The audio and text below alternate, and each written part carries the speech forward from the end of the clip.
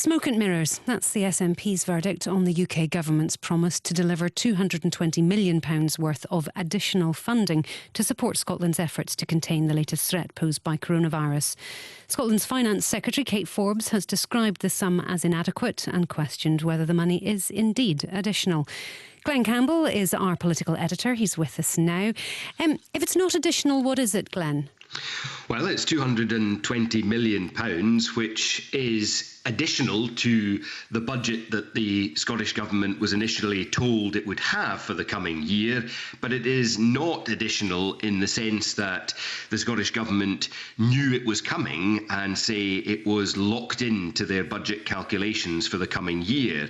What is this money? It is the Scottish Government's share of cash generated by additional spending on health in England, so-called Barnett consequentials, and the Scottish Government says it's less than they were expecting, that they had actually budgeted for £268 million. So far from it being additional in their view, it is a subtraction from what they were expecting. Now, this row is about health funding, Laura, but in some ways it's a distraction from the main argument, which is about the cash that is or isn't available to support the Scottish economy in a period of tightening restriction. It sounds like it's an advance on what would have been paid anyway then, is that the right?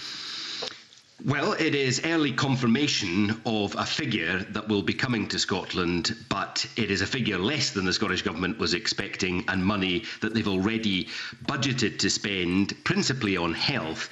The argument, as I say, the wider argument is actually about whether there is enough money around to support the economy as restrictions are tightened to try and tackle the rapid spread of Omicron. So can this money be used to bolster the existing restrictions to help businesses which are being urged to do things differently? Well, the Scottish Government can spend its budget as it chooses, but because this money was generated as a result of extra health spending in England, it is almost certain that that money will be spent on health and the vaccination programme in Scotland. Indeed, a Treasury source I spoke to yesterday said that was their expectation too. I'm sure there would be a big row at Holyrood if it was spent on anything else. The point is, it's not money that is really available to be spent helping pubs and restaurants and other businesses who are struggling. The Scottish Government has found some money from its own resources, its own budget this year, around £100 million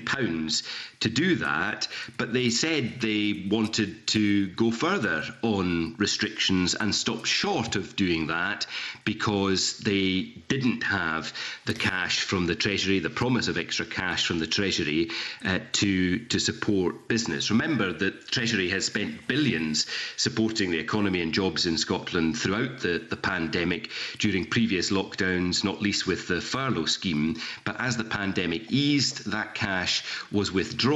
The Scottish Government's argument, which is shared by the Welsh Government and indeed ministers in Northern Ireland, is that they should be able to take the public health action that they think is necessary, knowing that they can reactivate some of these funds from the Treasury.